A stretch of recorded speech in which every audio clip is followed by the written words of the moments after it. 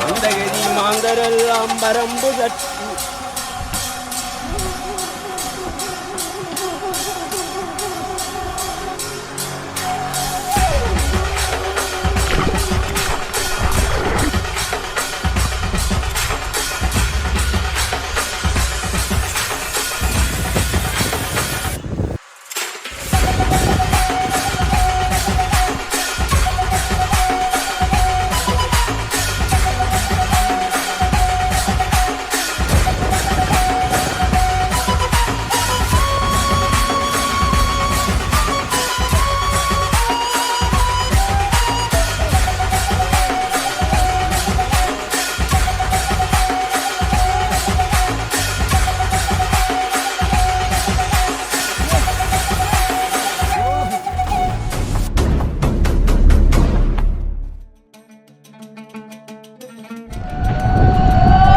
දෙවිල්ලා ඉන්නේ මගේ ට්‍රැවල් ජීවිතේ ලොකු ආසාවක් කියලා තිබ්බ පාද යාත්‍රාව යන්න. ඉතින් ගොඩ කාලෙක ඉඳලා ලොකු ආසාවක් තිබ්බා පාද යාත්‍රාව යන්න. ඒත් අවස්ථාවක් හම්බුනේ අද තමයි අවස්ථාවක් හම්බුනේ. ඉතින් පළවෙනි පාරට තමයි යන්නේ. දැන් අපි ඔකද දේවාල ඉඳලා අපි යනවා කුමන එන්ට්‍රන්ස් එක ගාවට. ඉස්සෙල්ලම අපි බලලෙමු කොළඹ ඉඳලා කොහොමද අපි පානමට ආවේ කියලා. ඉතින් අපි මේ ගමන පටන් ගත්තේ ජූලි 9 වෙනිදා. අපි ආව කොළඹ කොටුව ප්‍රධාන බස් නැවතුම්පලට. මොකද අපේ ගමන් සගයා එහෙමත් නැත්නම් කොළඹ පානම බස් එක සුපුරුදු විදියට පිටත් වෙන්න වෙලාව තිබ්බේ හවස 6:55ට හින්දා. අපි මේ ගමන එන්න මං හිතන්නේ සති 3කට විතර කලින් තමයි ආසන වෙන් කරගත්තේ. වෙන දවස් වලට නම් මේකේ සීට් ගන්නටවත් සෙනඟ නැති වුණාට අද නම් මෙහෙම නෑ.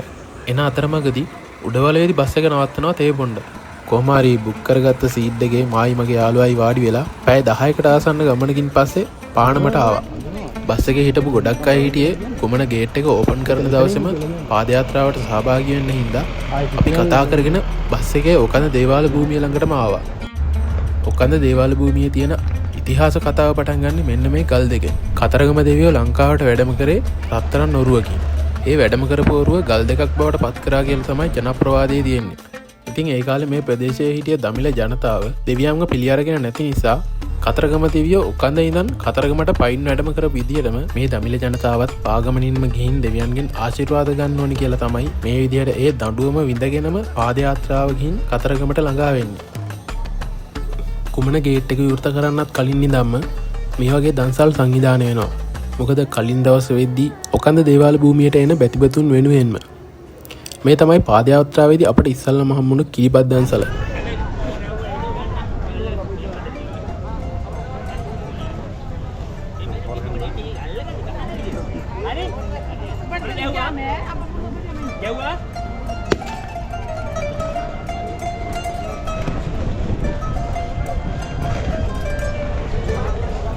මේ වෙලාවේ විශාල පිරිසක් මේ ඔකඳ දේවාලය ළඟ හිටපු හින්දා දේවාලය ඇතුළට යන්න පුළුවන් වුණේ නැහැ.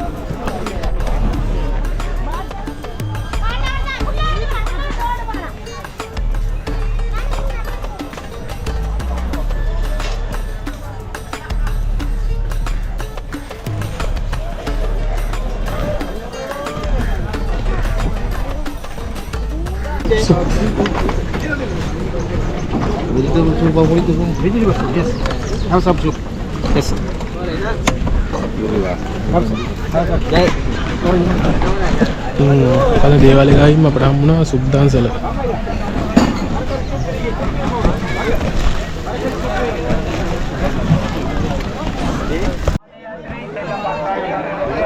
පළවෙනි පාරේ හින්දා අපටත් අදහසක් තිබෙන්නේ නැහැ මෙතන වෙන දේ ගැන.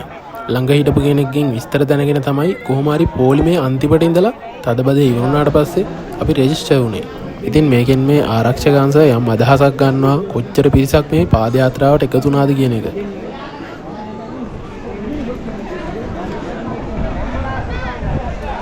ඔන්න ඔය විදිහට උදේ 8:30 වගේ වෙනකොට අපි කුමන වනෝද්‍යානයට ඇතුළු වුණා. පළවෙනි දවසේම 15000කට අධික පිරිසක් කුමන පිවිසුමෙන් පාදයාත්‍රාවට එක් වෙලා තිබුණ හින්දා ඇත්තරම දේවාල බිම පැතිමතුන්ගෙන් පිරුණු තැනක් වෙලා තමයි තිබ්බේ.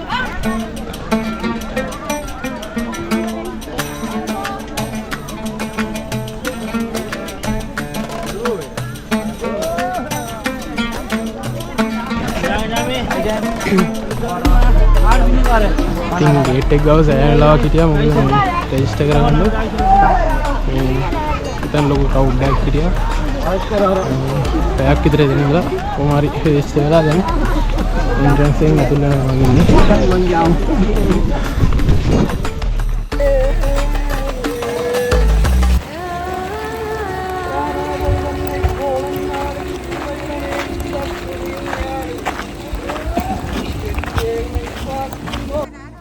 පාදයාත්‍රාවේදී අපිට තියෙන ලොකුම අභියෝගය තමයි වතුර. ඉතින් මේ ගමන පුරාවටම අපට මේ වතුර බවුසර් වලයි කිලෝමීටර් 2කට විතර ආසන්න දුරවල් වලින් තියලා තියෙන වතුර ටැංකිය වලිනුයි තමයි මේ ප්‍රශ්නේ විසඳ ගන්න වෙන්නේ.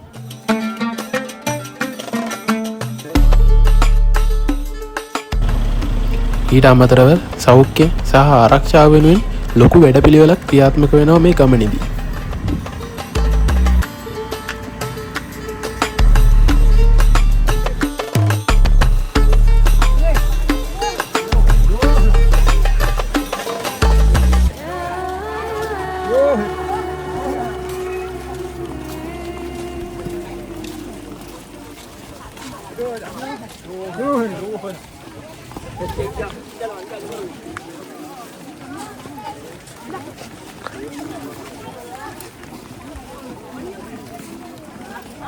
අපිට මේ ගමනේ සාමාන්‍ය දුරක් ආවට පස්සේ හම්බෙන විශේෂිත ගල් තුනක්.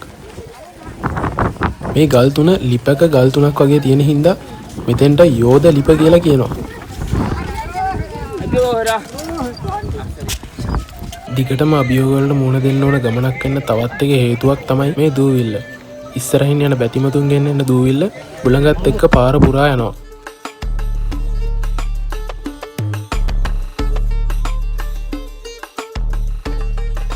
மந்தகதி மாந்தரெல்லாம் பரம்பு தட்டி மாறியே போகுதையா என்ன செய்வேன் சுந்தரந்தே பணிவாய் செங்குர்கந்தா சுவாமி சுப்பிரமணியா அவர்கள் பதிக்கரசே போற்றி அரோஹரா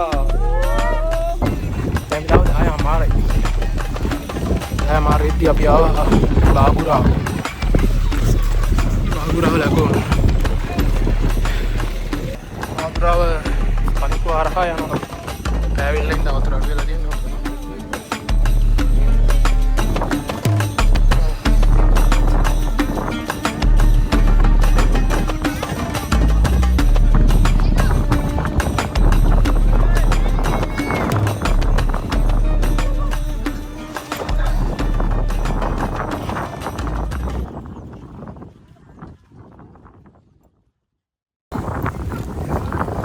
මේ තියෙන්නේ බාගුරාව ලී පාලම. ඒ වගේම තමයි මේ පාලමට යටින් ගලාගෙන යන්නේ බාගුරාවය.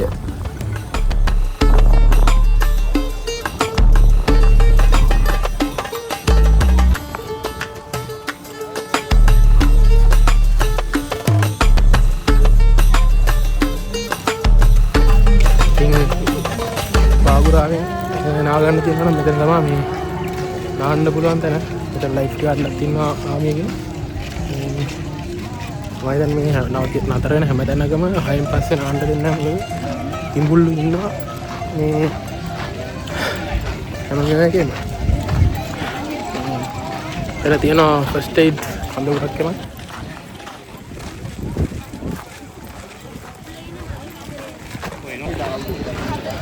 ඉතින් වන්දනා වෙන ගොඩක් ටැමිල්ලයි නතර වෙන තැන තමයි බාගුරාව ඉන්නේ. කිලෝමීටර් 12ක් විතර තියෙනවා මොකද දේවාලේ ගාව ඉඳලා. අපි මෙතන නතර වෙන්නේ අපි යනවා කෙලින්ම මන්න මෙතොට එහෙමත් නැත්නම් කුඩා කැබිලිත්තර. එතන තමයි අපේ නාදන්තල ඉස්සරහට යමු එහෙනම්.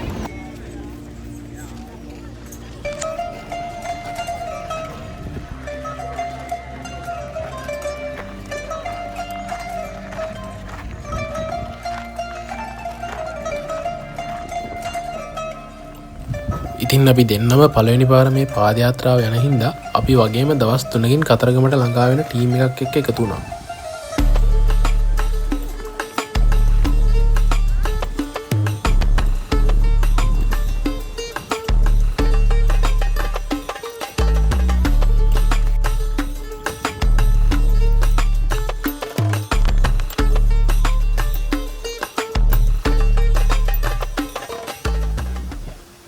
ඉතින් මෙතනදි වගේම අපි නතර වෙන හැම තැනකදිම වගේ ජීවනියක් හදාගෙන බීලා ඩිහයිඩ්‍රේෂන් වෙන්නේ නැතුව ඉන්න try කරා.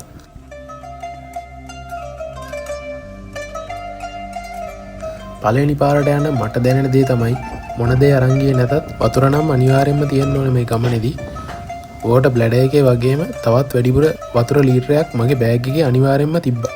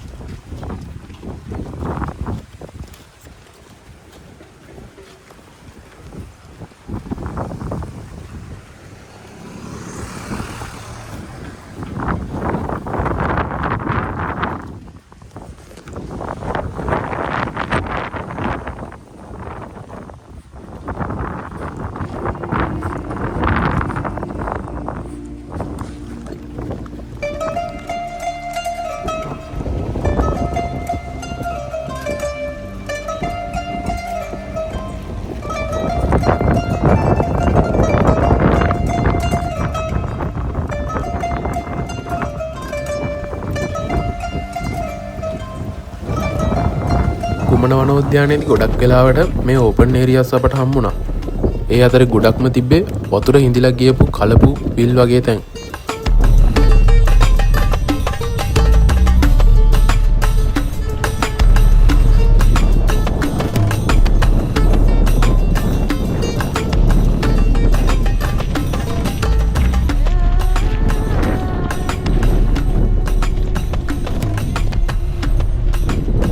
ඔය ඇතින් පේන පොල් ගස් ටික තියෙන තැන තමයි කුමන පැරණි ගම්මානේ තියෙන්නේ. ඔයාලා සමහර විට දැකලා ඇති ඉස්කෝලේක පරණ ගොඩනැගිලි වගේ දේවල් තියෙනවා. සමහර වෙලාවට කොටි එහෙමත් බලා ගන්න පුළුවන් ඉතින්දි.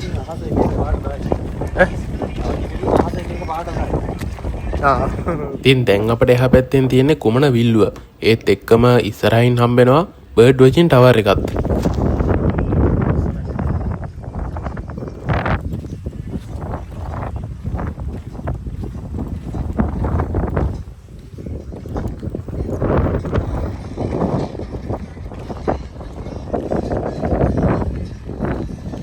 බර්ඩ් වොචින් ටවර් එක ළඟින් අපට හම්බුණා කොත්තමල්ලි දන්සල.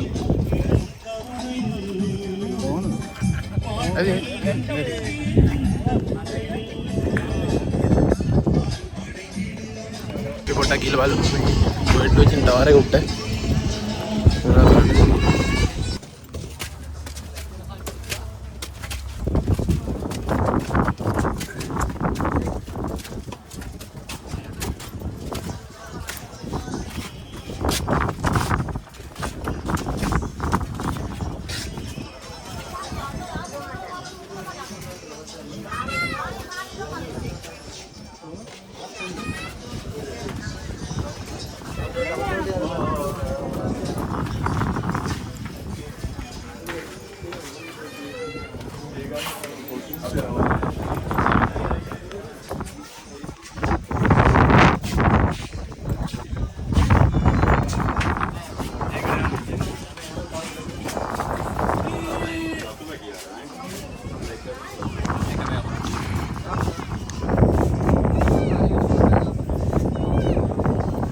ඉතින් අපිට මෙතෙන්දි බලා ගන්න පුළුවන් කුරුළු වර්ග ගොඩක් එයාලගේ කූඩු හදාගෙන ඉන්නවා මේ කුමන විල්ලු ආශ්‍රිතව. ඒ වගේම හැම සතෙක්ම වගේ එන තැනක් මෙතන වතුර බොන්න එහෙම.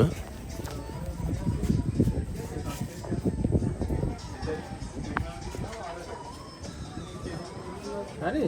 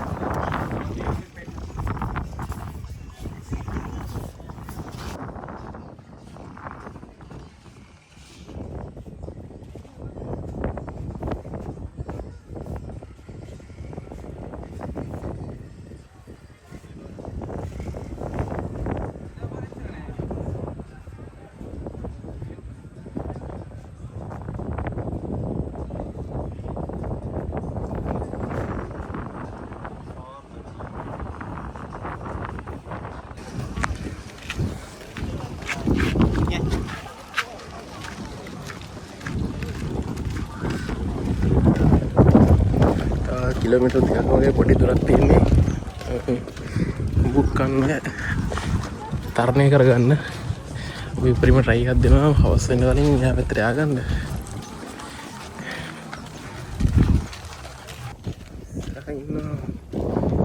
කුලෙක් කුළු හරකෙක් ගොඩක් වෙලාවට රංචුවක් විදිහට තමයි ඇටැක් කරන්නේ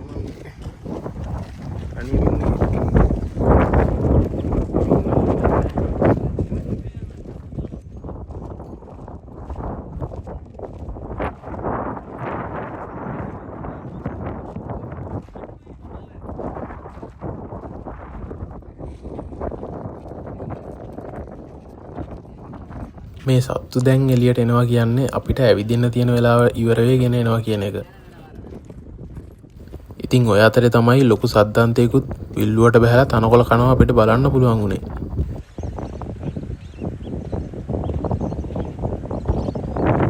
නේනම් අකියකොත් හම්බුණා කුමණෙන් එළියට යන්න කලින් අකියකොත් හම්බුණා නේද?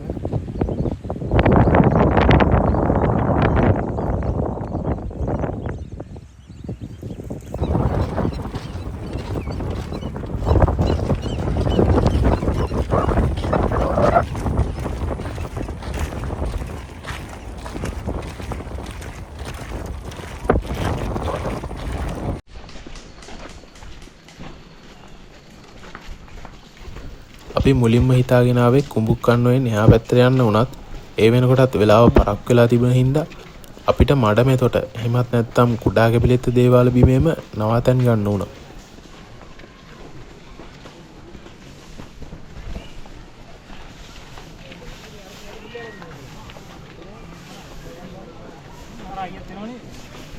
අර එනක ඉල්ල ඒ පොඩ්ඩයි මේ ඉන්නේ අරුන් ටික මෙතන ගන්න කුඩා කැපිලිත්ත මේ ඉන්නේ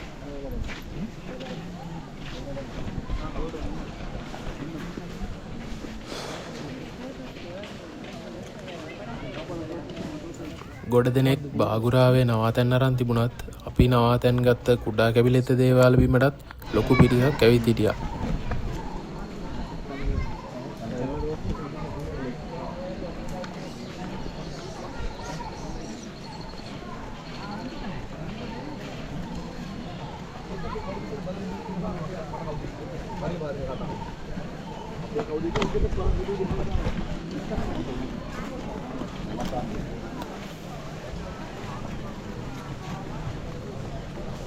ඇවිත් හිටපු ඔක්කොමලා මේ වෙනකොට නවාතැන් ගන්න ඉඩකඩ වෙන් කරගෙන තමයි ඉන්නේ.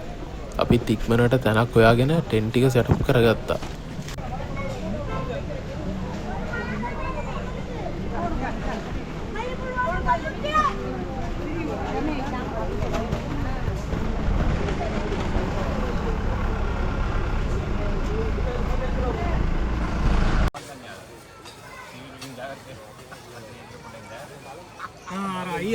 ඉතින් සම්පෝස හදාගෙන කාලා තේ එකක් එහෙම බීලා අපි ගියා කුඹුක්කන්නෝෙන් නා ගන්න.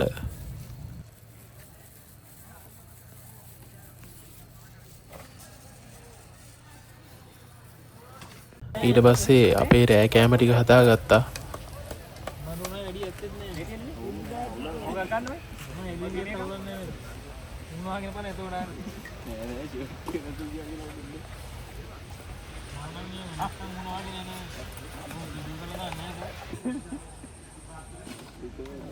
මේක දිනවා මෙතන හදනවා ඊට වැඩි අමුතු જાති.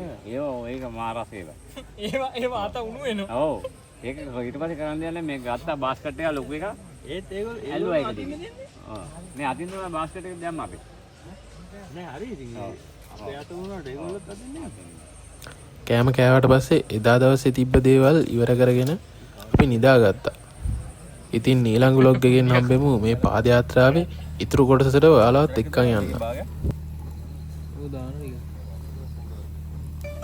දාලා කොට වතුර ටිකක් දාලා ආයෙත්